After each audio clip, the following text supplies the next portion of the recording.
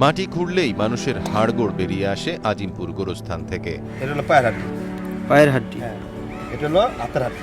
কবর খননের পেশায় নিয়োজিতরা জানান, নতুন কবরের জন্য মাটি খুঁড়লে হরহামেশাই পাওয়া যায় মানুষের কঙ্কালের বিভিন্ন অংশ। প্রাপ্ত হাড়গুলো নতুন কবরে লাশের সাথেই দাফন করা হয়। ওনাদের লাশের সাথে কবরের সাথে আবার ওনাদের মাটির সাথে আমরা যখন দিব ওনাদের মাটির সাথে আবার দিয়ে দেবো, ঢেকে দেবো। সাধারণত এক একজন গোরখোদক সারাদিনে 2টি কবর খুঁড়তে পারেন। আকার আকৃতি অনুসারে কবর খুঁড়তে 1 ঘন্টা থেকে 3 ঘন্টাও লেগে যায়। কবর খোঁড়ার কাজটি বেশ শ্রমসাধ্য বলে জানান গোরখোদকেরা।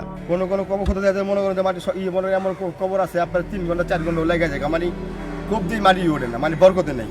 আর কিছু কিছু কবর আছে মনে করেন যে দলে মনে করেন যে কবর হয়ে যায়। সারাদিন পরিশ্রমের কাজ তো, মাটি কোপানোর কাজ, হাইজ গেলে 2টা।